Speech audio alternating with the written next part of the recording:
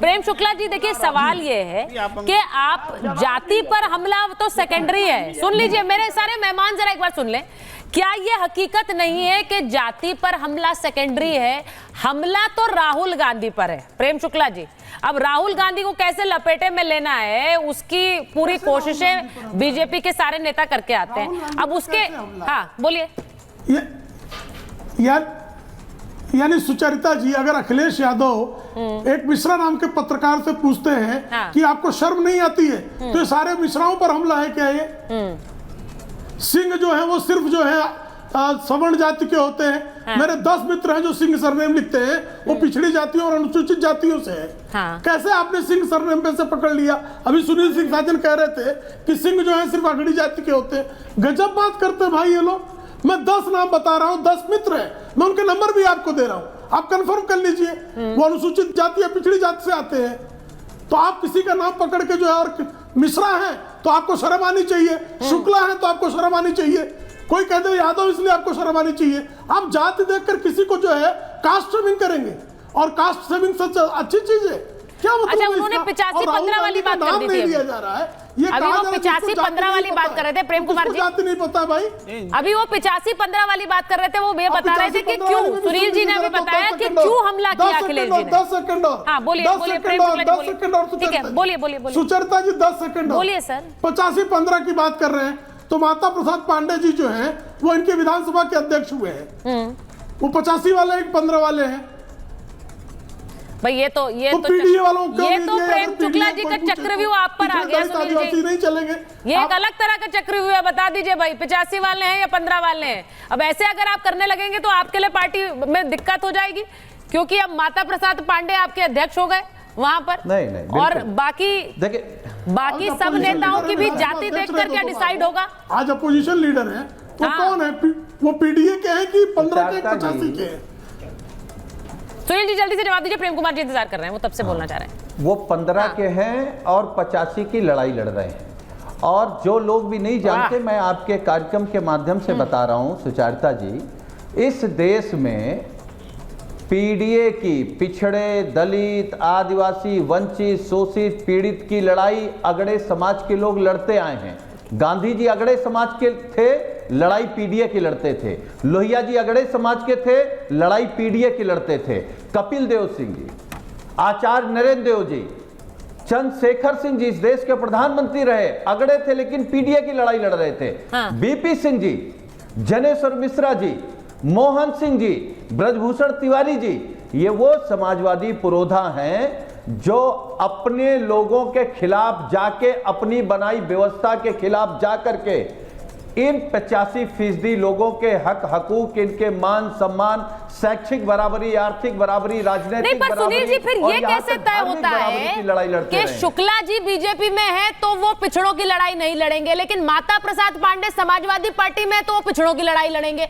अब ये कौन तय कर रहा है? ये तो आप ही तय कर रहे हैं, ये तो आप ही तय कर रहे हैं। और फिर आप जातीय जनगणना की भी बात आप ही करते हैं। लड़ाई जाति की है ही नहीं। माननीय प्रधानमंत्री बनाया हुआ है। हम कह रहे हैं कि भारतीय जनता पार्टी से पूछिए कि वो इस देश में सामाजिक नहीं, जो बात अभी मलूक जी ने कही, मुझे लगता है वो बहुत इंपॉर्टेंट बात है। न्याय चाहते हैं तो जातीय जनगणना क्यों नहीं चाहते? सुन लीजिए, जातीय जनगणना क्यों नहीं चाहते? और अगर जातीय जनगणना नहीं चाहते तो ये वही लोग हैं जो शोषित, पीड़ित, वंचित 85% लोगों को आज भी हीन भावना से देखते हैं। जाति नहीं पूछे तो गणना कैसे होगी, ये बार बार पूछ रही है बीजेपी। मलूक जी ने कहा कि भाई जाति अगर आप पूछोगे और आप कहोगे कि ये तो पिछड़ों का अपमान करते हैं, तो प्रधानमंत्री की जाति पर भी बात आएगी। वो ये कह रहे हैं, वो कह रहे हैं जिस देश के प्रधानमंत्री कौन सी जाति के, ये देखिए फिर बोलिए। वो ये कह रहे हैं, फिर वो जब ये कहेंगे तो आप कहेंगे प्रधानमंत्री अपनी जाति पर ले आते हैं। ये कहते हैं कि नहीं कहते? प्रेम कुमार जी जवाब दे दीजिए। प्रधानमंत्री पिछड़ी जाति के हैं, गर्व है हमें, गर्व है देश को। पीडीए कह रहे पिछड़ी जाति के हैं माननीय प्रधानमंत्री। पीडीए किसी एक की नहीं है, पिछड़े दलित किसी एक के नहीं है। रुख मोड़ रहे हो बगैर मतलब के। इस तरह सिचुएशन आ रही है। एनडीए पूरा प्यार करती है, पूरा सम्मान करती है पिछड़ों का, दलितों का। माननीय प्रधानमंत्री देश की संसद में कहते हैं मैंने इतने पिछड़े मिनिस्टर बनाए, इतने दलित मिनिस्टर बनाए। अब बताइए जरा प्रेम कुमार जी, वो कह रहे हैं कि देश के प्रधानमंत्री इस बात का सबूत है। अब आप आगे कहां जाइए, आपसे मुद्दा बना रहे हैं। देखिए, प्रवीण शुक्ला जी कह रहे थे कि मैं कह रहा हूँ पिछड़ों को, दलितों को, सबको मैं गाली दे रहा हूँ, वो शंकर कह करके। देखिए, मैंने तो ऐसा कुछ कहा नहीं, लेकिन अनुराग ठाकुर जी ने जो संसद में बोला कि जिनकी जाति का पता नहीं वो जातीय जनगणना की बात कर रहे हैं, तो ये जो जिनकी जाति का पता नहीं, इसके दो मायने, या तो जाति का पता होना चाहिए यानी आप जातिवाद चाहते हैं, और दूसरा जिनकी जाति का पता नहीं यानी रक्त शुद्धता का सवाल वो उठा रहे हैं, वर्ण संकर का सवाल वो उठा रहे हैं। और किसके लिए उठा रहे हैं? जो जातीय जनगणना की बात करता है। तो जातीय जनगणना की बात अकेले राहुल गांधी थोड़े कर रहे हैं, जातीय जनगणना की बात तो इस पैनल पर बैठे हुए लोग भी कर रहे हैं। जातीय जनगणना की बात तो पूरा बिहार कर रहा है, जितने जातीय सर्वेक्षण पास किया। जातीय जनगणना की बात तो दलित, आदिवासी सब लोग कर रहे हैं। अच्छा, ठीक है प्रेम कुमार जी मेरी बात सुनिए। अच्छा, एक बात बताइए, जाति बतानी है कि नहीं बतानी है? सिंपल सवाल है, ये जाति बतानी है नहीं बतानी? मैं तो कह रहा हूँ जाति बताने के लिए स्वयं अनुराग ठाकुर कह रहे हैं। अरे वो छोड़ दीजिए ना, अनुराग ठाकुर पर आप सवाल उठाइए, लेकिन मैं आपसे पूछ रही हूँ जाति बतानी है कि नहीं बतानी है? देखिए, वर्ण यहाँ बोलना पड़ेगा। सिंपल सवाल है ना, बतानी है या नहीं बतानी? वर्ण व्यवस्था में जाति बतानी है कि नहीं बतानी? जाति मिटा दीजिए ना सबके लिए, वो यूनिफॉर्म से। कौन मिटाएगा? कांग्रेस तो कह रही जाति लिखो, लिख के दो। मनुवादी हर जाति, हर व्यक्ति का जाति रिकॉर्ड पे रहे। मनुवाद में आरक्षण, मैंने इसीलिए पूछा आपसे जाति बतानी है कि नहीं बतानी? जो पखाना साफ करेगा कौन हटाएगा? कौन हटाएगा? ज्ञान से दूर कौन हटाएगा? वो वेद नहीं पढ़ सकता। अरे प्रेम कुमार जी, इसमें हल्ला करने से थोड़ी होगा, समझिए, मुद्दों पर बात करिए ना। जाति कौन हटाएगा? आप कह रहे लिख कर देते रहिए, एक और जनगणना कराइए। नहीं चलेगा कि कोई ज्ञान नहीं पास। भाई इतना लोकतंत्र है, जब जवाब नहीं होता है तो हम हल्ला करने लगते हैं। होगी जब कौन कहाँ। प्रेम कुमार जी, मैं इसमें बिलीव करती हूँ कि जब हम जवाब नहीं देना चाहते तो हम हल्ला करते हैं। मैं आपसे पूछ रही हूँ जाति बतानी है कि नहीं बतानी? मैं सुनील जी से भी पूछ लेती हूँ, मैं नवल जी से पूछ लेती हूँ। चलिए नवल जी, जाति बतानी है कि नहीं बतानी है? क्योंकि अखिलेश यादव तो खुलकर बताते हैं और वो ये भी कहते हैं कि देखिए पिछड़ों के साथ अन्याय हो रहा है, हम उसकी लड़ाई लड़ रहे हैं, वो तो बताते हैं। लेकिन अगर अखिलेश यादव का अपनी जाति बताना सही है तो फिर राहुल गांधी का भी अपनी जाति बताना सही होगा। उसमें क्या गलत है? फिर बतानी है कि नहीं बतानी? नहीं, कोई गलत बात नहीं है। जातीय जनगणना होगा तो जाति बतानी है, लेकिन जाति इस देश में जाति गाली के रूप में भी इस्तेमाल किया जाता है। तो आप क्या कहेंगे कि उस जाति को जो गाली के रूप में स्वीकार किया जाता है या बताया जाता है वो भी गाली सुनता है? आप इन बातों को अलग अलग करके देखेंगे तब समझ में आएगा।